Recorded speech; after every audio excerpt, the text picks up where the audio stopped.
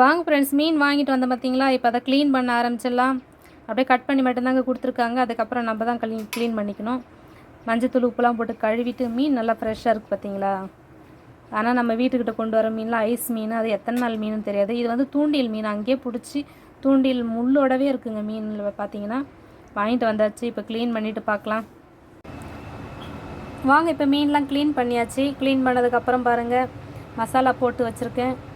மசாலா வந்து என்னென்ன போட்டேன்னாக்கா பார்த்தீங்கன்னா, காஷ்மீரி சில்லி கொஞ்சம், வீட்டு மிளகாத்தூள் கொஞ்சம், அதுக்கப்புறம் சால்ட்டு, அதுக்கப்புறம் பெப்பர் கொஞ்சம், அதுக்கப்புறம் கார்ன்ஃப்ளவர் மாவு, ஜீரகத்தூள் கொஞ்சம், இஞ்சி பூண்டு பேஸ்ட்டு, லெமனு எல்லாமே போட்டு நல்லா மிக்ஸ் பண்ணி வச்சாச்சுங்க. ரெடி பண்ணி வச்சாச்சு. ஏன்னா மீன் அதிகமாக இருக்குது, இது ஒரே நாளில் காலி ஆகாது. நம்ம ஃப்ரிட்ஜில் வச்சிட்டோம்னா தேவையானன்றப்ப எடுத்து வறுத்துக்கலாம், பொரிச்சிக்கலாம், எது வேணாலும் செஞ்சுக்கலாம். இவ்வளோ மீன் மசாலா போட்டு வச்சுருக்கேங்க. இது வந்து குழம்புக்கு தனியாக வச்சுருக்கேன். இது ரொம்ப கஷ்டமாக இருந்துச்சுங்க க்ளீன் பண்ணுறதுக்கு. க்ளீன் பண்ணும்போது பார்த்திங்கன்னா இது மேலே தோல் கொஞ்சம் உரிகிற மாதிரி இருந்தது. அதனால் எல்லா மீனுமே தோல் உரிக்கிறதுனால ரொம்ப லேட் ஆயிடுச்சு. இது வந்து பூனைக்காக வாங்கிட்டு வந்தாங்க இந்த மீன்.